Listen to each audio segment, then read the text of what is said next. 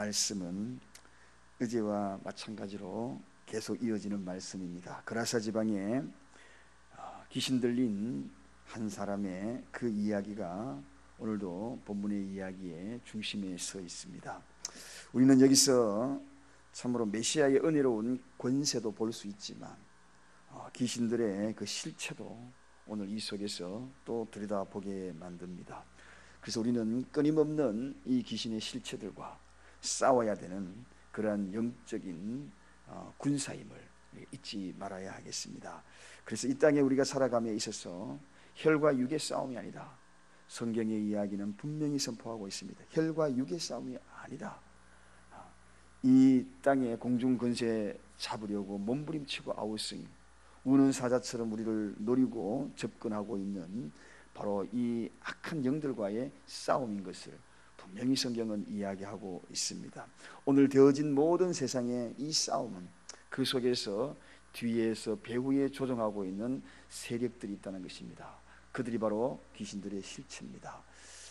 우리가 영성훈련을 하면서 귀신들의 실체에 대해서 구체적으로 말씀을 함께 배운 적도 있습니다만, 오늘도 이렇게 짧은 시간이지만 다시 한번 이 귀신들의 실체를 깨달아서 우리가 과연 어떻게 오늘 이 시대에 어떻게 살아가야 하는가, 또 이러한 환경과 상황 속에서 우리가 과연 속지 아니하고 유혹당하지 않으려면 어떻게 해야 하는가 하는 말씀을 한번 상고해 보고자 합니다. 먼저 이 귀신들의 실체, 그들을 좀 알아보고자 합니다. 그들이 누구인가? 바로 귀신들이라 그랬습니다. 많다는 이야기죠. 한마디로 이야기하면 타락된 악한 영들의 집단을 이야기하는 것입니다. 인격적으로 타락한 영들입니다. 첫째는 인격적으로 타락한 영들이다. 여러분, 영적인 세계를 불신하는 그러한 현대인들이 가끔씩 이를 향하여 악령과 그리고 그 세력들을 인간의 병적인 것, 현상들, 이런 것들, 이러한 저급한 욕망, 이런 것들로 규정짓고 단정하고 있는 그러한 자들을 많이 봅니다. 이건 세상의 어떤 병적이야, 현상들이야, 인간의 욕망 때문에 그래, 이런 것들로 단정합니다. 그런데 오늘 성경에 보면 30절에 보면 예수님이 분명히 여기에 하나의 인격적인 존재인 것을 이야기합니다. 그게 뭡니까? 내 이름이 무엇이냐 이렇게 묻잖아요. 내 이름이 무엇이냐, 이름이 무엇이냐고 묻는다는 것은 그 실체가 분명히 인격적이라는 것입니다. 존재의 분명한 실체, 이름이 무엇이냐. 사람이 이름이 있다는 것은 그 이름을 부르는 이유는 그 존재가 분명히 있음을 확인시켜 주는 것이지, 그것이 병적인 거나 욕망으로만 끝나는 것이 아니라는 것입니다. 그 뒤에 욕망을 지배하는 그 또 다른 누군가가 그 욕망을 지배하는 실체가 있다는 것이고, 그리고 그 뒤에 누군가가 그 모든 현상을 지배하는 그러한 자가 있다는 것입니다. 그래서 예수님이 내 이름이 무엇냐라고 묻는 겁니다. 여러분, 귀신들은 인격적인 실체입니다. 그래서 타락한 영들의 존재라는 이야기죠. 그래서 인간이 갖고 있는 이 속성들을 너무나 잘 안다는 것입니다. 인간이 갖고 있는 이 인격적인 이 욕망들, 속성들 너무나 잘 알기에 그걸 건드리는 겁니다. 때로는 지적인 면을 건드리는 것이고, 때로는 감성을 건드리는 것이고, 때로는 우리의 의적인 결단을 건드려서 무너지게 만드는 것입니다. 그래서 그 누구보다도 우리 자신을 너무나 잘 알고 있습니다. 그러기에 우리가 쉽게 속습니다. 쉽게 넘어집니다. 그러므로 오늘 이 귀신들의 실체를 잘 알아야 될 이유가 바로 첫 번째, 그들은 인격적으로 타락한 존재다. 인격적으로 타락한 영이다. 두 번째는 이 귀신들의 실체는 너무나 많다는 겁니다. 여러 종류라는 겁니다. 다양한 종류라는 것입니다. 오늘 본문에 보니까 군대라고 이야기합니다. 너 인격의 실체, 너가 도대체 누구냐? 그렇게 이야기하니까 군대라는 거, 군대. 여러분, 악령과 이러한 세력들이 그냥 저급하게 우리에게 다가오는 것이 아닙니다. 굉장히 조직적이라는 것입니다. 군대가 여러분 그저 조직 없이 그냥 들어옵니까? 분대가 있고요, 그 다음에 소대가 있고 중대가 있고 대대가 있고 연대가 있고 그리고 사단이 있고 군단이 있고, 이렇게 해가지고 전체의 병력들이 질서를 지키면서 그렇게 조직되어 있다는 것입니다. 여기에 이 군대라고 표현한 것은 로마 군대를 이해하면 쉽습니다. 로마 군대는 군대라고 이야기하는 이 표현은 약 6천을 가리킵니다. 6천 명이 조직된다. 얼마나 많습니까? 이러한 육천이 조직된 그런 어마어마한 조직된 군대라는 것입니다. 그러므로 이렇게 사단의 졸개들, 즉 타락한 악한 영들, 타락한 천사들, 그들은 군대를 조직하고 있다는 것입니다. 그럼 우리가 이기겠습니까, 여러분? 군대와 싸우는데 어떻게 이기겠어요? 6,000대 1로 싸우면 우리가 이겨내겠습니까? 택도 없지요. 그러므로 우리가 우리 스스로는 이길 수 없는 존재임을 확실하게 일러주는 것입니다. 사랑하는 여러분, 어찌 사람의 능력으로 이길 수 있습니까? 이제는 이길 수 없음을 이 군대 조직을 보면 아는 겁니다. 이럴 때 우리가 어떻게 해야 되겠습니까? 그 누군가의 힘을 빌려야 되지 않겠습니까? 그 군대를 지배할 수 있는 그러한 힘을, 그리고 그것을 누릴 수 있고 그것을 물리칠 수 있는 그런 힘을 의지해야 하는 것입니다. 당연한 논리가 바로 여기에 있는 것입니다. 그리고 이 사단의 실체 세 번째는 반드시 목적이 있다는 것입니다. 여러분, 목적 없이 우리에게 다가오는 것이 아닙니다. 군대란 반드시 궁극적인 목적이 있습니다. 싸우기 위한 목적이 있지요. 군대가 여러분 왜 조직이 되겠습니까? 싸우는 목적이 조직되어 있는 겁니다. 누구와 싸우려고 합니까? 하나님의 사람들, 하나님 도전하고 싸우러, 그렇게 해서 파괴시키는 것이 군대의 목적입니다. 이렇게 목적을 가지고 다가오는 겁니다. 그런데 이상하게 이 목적을 가지고 다가오는 것은 그 싸움의 방법은 육천이나 되듯이 다양한 방법으로 우리에게 접근하는 것입니다. 때로는 우리에게 강압적으로 다가오고 억압적으로 다가오지만 때로는 아주 극도로 초라하게 만들고 외롭게 만들고 고독하게 만들고 이러한 절망적으로 만들고 낙심하게 만들고 이런 모든 것들로 다양하게 다가온다는 것입니다. 그러므로 이렇게 다가오는 이러한 악한 영들의 그 실체를 잘 알아야 하는 것입니다. 그러므로 여러분, 너무나 지나친 고독은, 지나친 절망은, 지나친 낙담은 사단이 그 뒤에 실체가 있다는 것을 알아야 합니다. 지나친 고독, 거기에 빠져버리면 어떻게 됩니까? 인생을 수렁으로 빠뜨립니다. 무력화시키는 것입니다. 스스로 무덤을 파게 만드는 것입니다. 그러므로 그것이 엄습해 올 때마다 거기에서 빨리 깨달아야 합니다. 우리 믿음의 사람은 고독하지만 고독을 즐길 줄 알아야 하는 것입니다. 그 속에 즐기면서 노래 부르며 나아갈 수 있는 자들이 되어야 되는데, 그것이 슬픔으로 자꾸 수렁으로 지나치게 빠지다 보면 사단이 그걸 이용하는 것입니다. 왜? 감성을 지녔기 때문에 그렇습니다. 여러분, 이렇게 엄청나게 인격적으로 다가오는 이 실체에 우리가 바로 그러한 사사로운 것들도 그 속에 사단의 개입이 할 수 있다는 사실을 늘, 그래서 우리가 해야 될 일은 무엇입니까? 늘 전신갑주를 입어야 되는 이유가 바로 여기에 있는 겁니다. 전신갑주를 입어야 되는 것입니다.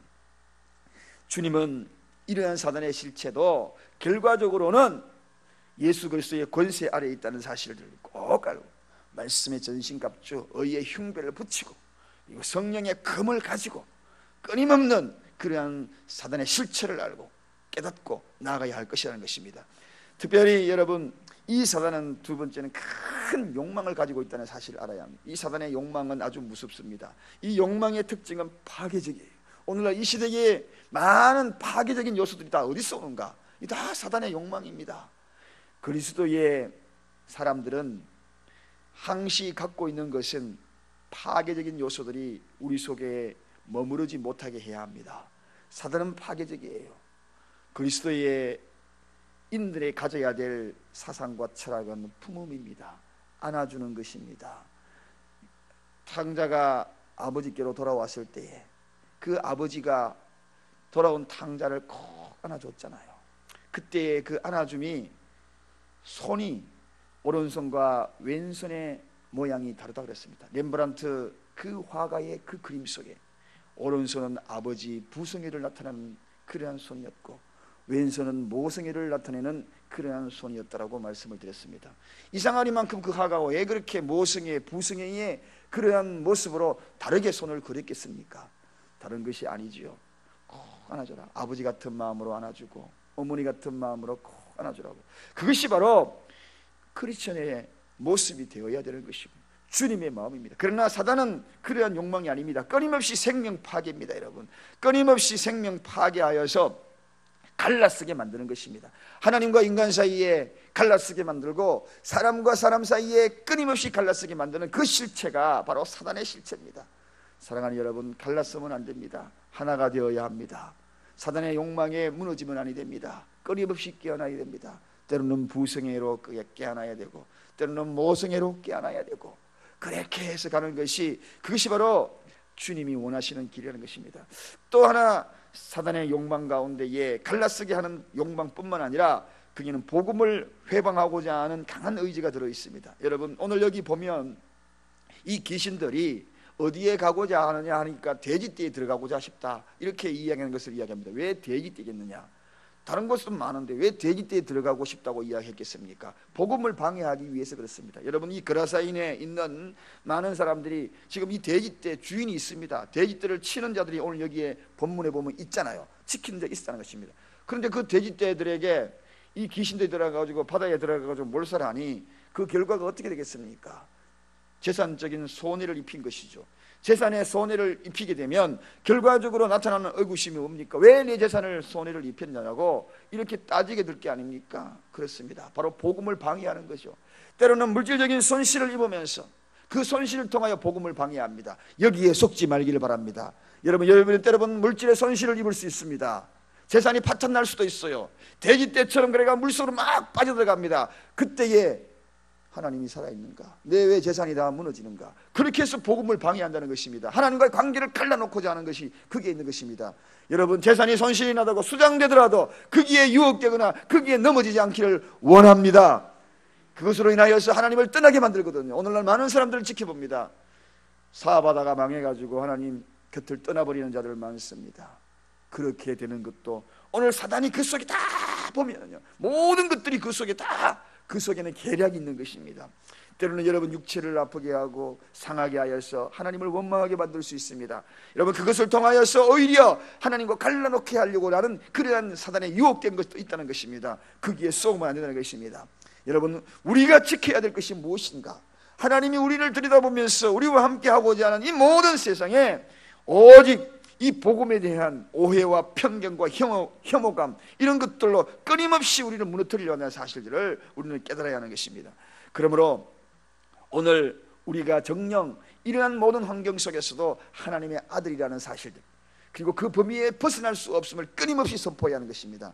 재산이 다 손실되어도 저는 하나님 곁을 떠날 수가 없습니다. 나는 곁을 떠날 수가 없습니다. 욥에게 하나님이, 그 사단이 제안한 것이 무엇입니까? 육체의 질병 아니던가요? 온몸에 악창이 나던 거 아닌가요? 그렇게 벅벅 끓으면서도 하나님을 원망하지 않으려고 입술을 깨물었던 그 욥, 그렇습니다. 이렇게 끊임없이 다가오는 이러한 모든 어둠의 세력들, 우리가 이겨야 될 것, 그 속에 생각해야 될 것, 끊임없이 복음을 방해하구나, 끊임없이 하나님과 나와 단절시키려고 하는구나, 여기에 우리가 깊은 도전을 가지고 우리의 환경을 돌아봐야 하는 것을 꼭 명심해야 할 것입니다. 사랑하는 여러분, 이렇게 귀신의 영향력은 대단합니다. 예수님 안에서 끊임없이 우리를 주님과의 관계를 끊게 만들고 복음을 회방하게 만들고 이러한 영향력을 우리에 끼치고 있습니다.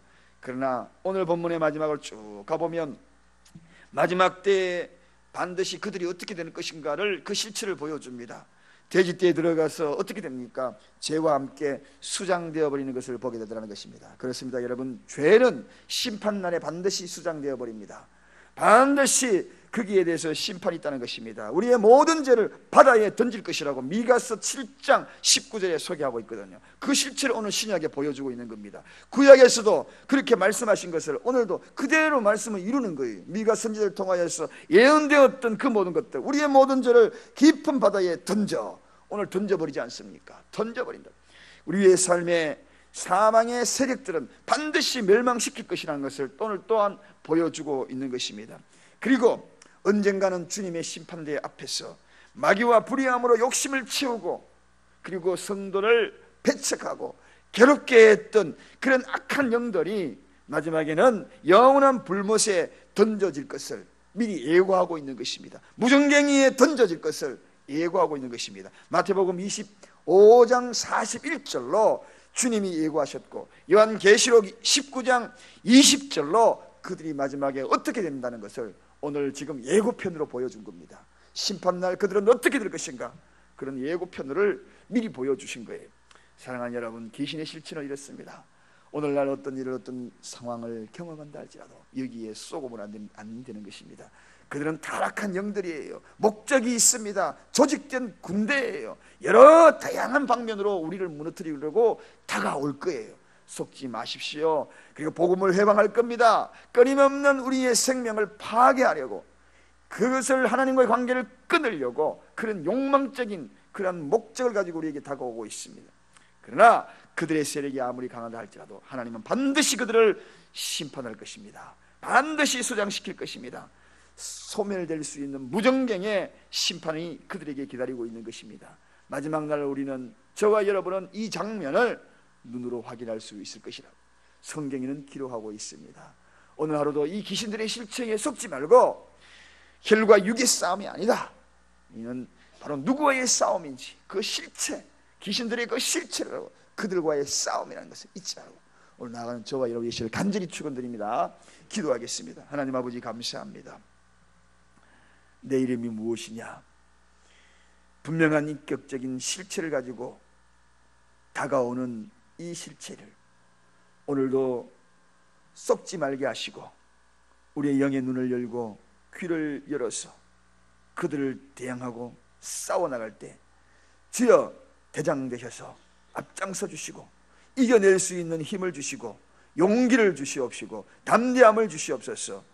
하나님, 전신 갑주를 입고 나갈 수 있도록 도와주시옵소서. 오늘도 수없는 사람이 썩고 있습니다. 가정의 문제에서 썩고 있고, 교회의 문제에 썩고 있고, 이 나라의 문제에 썩고 있습니다. 그 뒤에 배경이 누구인지 썩고 있나이다. 하나님 아버지, 군대를 조직하여서 목적을 가지고 다가오는 이들에게 썩고 있습니다. 아버지, 긍휼히 여기시옵소서. 그 실체를 알게 하여 주옵소서. 오늘도 영의 눈을 열고 나갑니다. 우리의 발걸음을 옮겨 나갑니다. 닿는 곳마다 주님과 동행하는 발걸음 되게 하여 주시옵소서. 예수 그리스도 이름으로 간절히 기도드리옵나이다. 아멘.